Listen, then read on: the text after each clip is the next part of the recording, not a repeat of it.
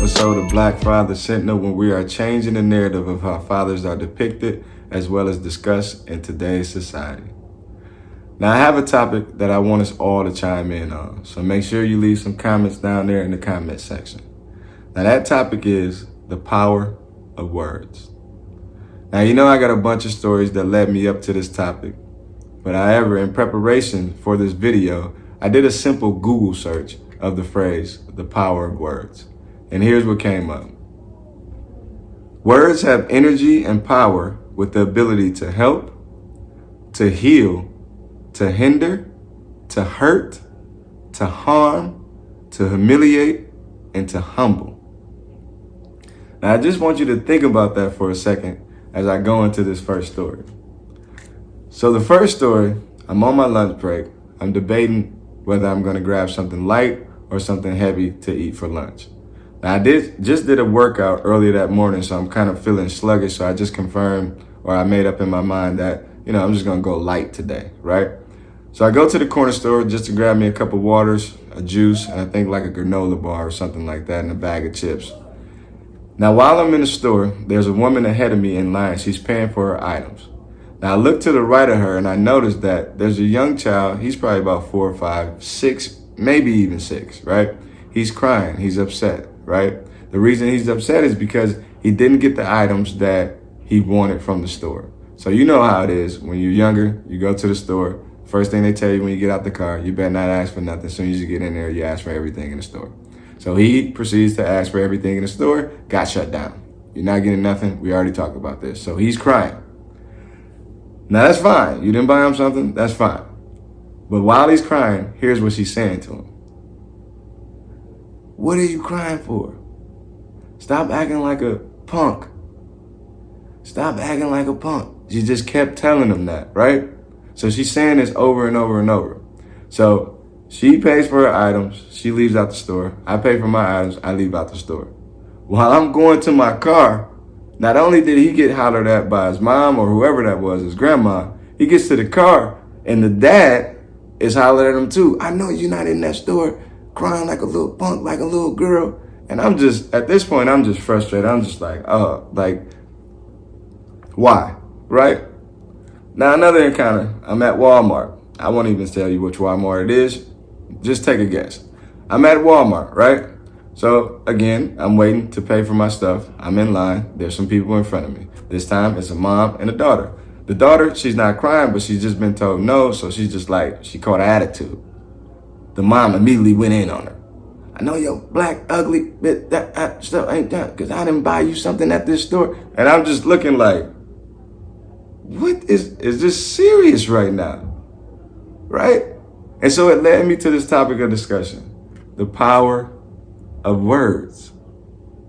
Like, I don't think we really understand like how much power we have. I know we hear the cliche saying, right? We hear it all the time. If you grew up in the church, you heard it a lot, right? There's life and death in the power of the tongue, right? We understand that, but I don't think we really take that into account when we're talking to our children. And that's one of the things that I want to address to us as fathers. Ladies, I'm not speaking to you, but as you can see from my example, you all are part of this problem as well, and it needs to be addressed on your end as well. But again, this platform is for men, for fathers, specifically black fathers, so I'm addressing us. So for me, the breakdown is simple, you all, or fathers out there, sentinels out there. I don't talk to my kids like that. I just don't. You can call it soft parenting. You can call it me being soft as a father. I just see no need in it, right?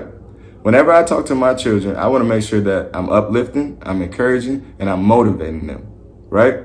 I look at children when they come in the world, right? I just break it down to simple terms. This is how it just works out in my brain. They're a blank slate. They're a blank canvas.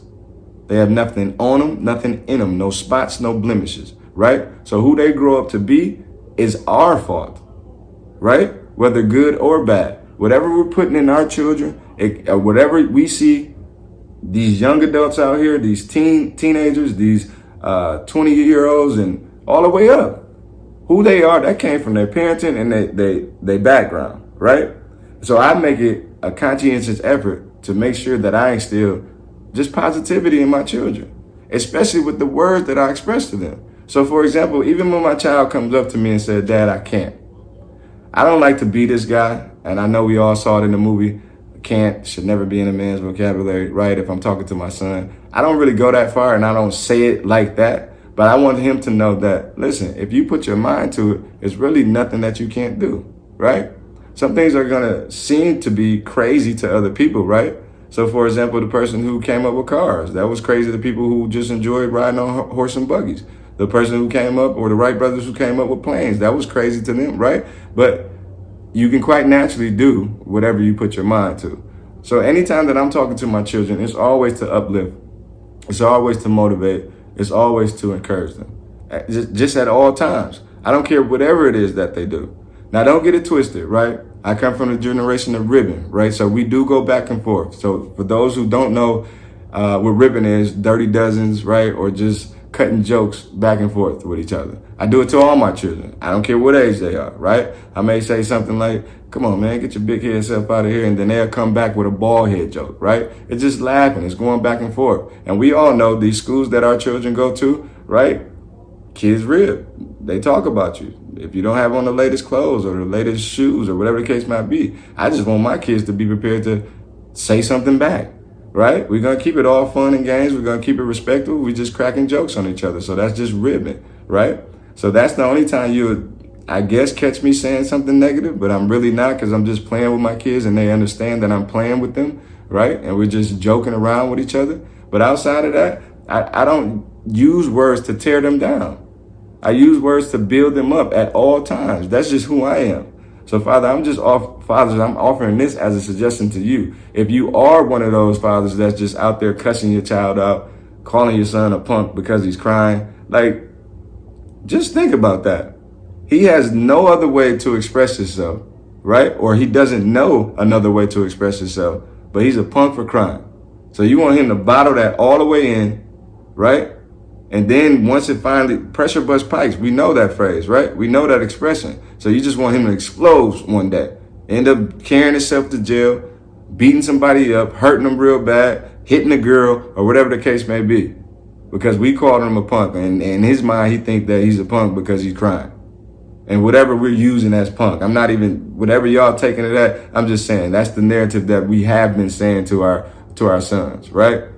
And then what are we teaching our little girls? The same thing. Walk it off. You not hurt, or whatever the case may be. I just choose not to use any negative words as it relates to my children. I only want to build them up. Whatever they have on their little mind, I want them to believe that they can do it, right? If you notice when a child is young, they are so carefree, right? They're so carefree. They believe that they can do anything. And it's not until they grow up and actually get tainted by the world and get told no, or they fall and hurt themselves, that they kind of shy away from that explorative, characteristic that they had or displayed when they were a child growing up, right? But I want to keep that in them for as long as possible. I want my kids to be pure for as long as possible. So all this 4 and 5, 6 years old, and you just belittling them and demeaning them and talking down to them and just tearing down their character, like, we have to stop that, right? So I'm challenging us, fathers. I'm not saying that you're doing it. If you are doing it, correct it, right? It's out there now. I'm putting it out there. We're talking about it. I want us to change that.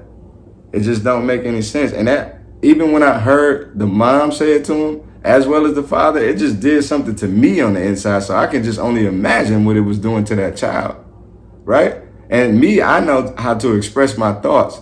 I can tell you that, that hurts. I don't like the way that you said that to me. But for a 5-year-old, they don't have the vocabulary, right? Or the vernacular to relay that message to you. So they just bottle it all up inside. Or they may take it out on somebody else in terms of going to school, acting a fool, wanting to fight everybody because you're just sitting there belittling them and demeaning them at the house, right? You kill their confidence. You kill their self-esteem when you talk to them like that. I know some adults right now that still have these stigmas on them for what their mom and their dad said to them when they were younger, right? And so they're not as confident in certain situations because that was never expressed to them. They were always demeaned or belittled in front of other people, so they quite naturally turned into an introvert, right? So they appear socially awkward or standoffish, right? That's what the outcome of that is. talking down on our kids like that. It's ridiculous. It's nonsense to me. Like, you as an adult talking to a 4 or 5, I don't care what age they are, that's your child. Like, where else is they're gonna get their self-confidence from outside of you? I get it, it's self-confidence, self meaning it has to come intrinsic, but you have to develop that in them. And using those type of words or that type of language towards your children, it's just ridiculous. So I wanted to bring that to the forefront. That's my rant for today. Just remember, it's power in these words that we use towards our children. And I'm gonna leave you with this. When you talk to your children like that, they don't stop loving you. They stop loving themselves. Think about that the next time you want to talk to your child like that. Fathers, let's stand up. Black Father Syndrome.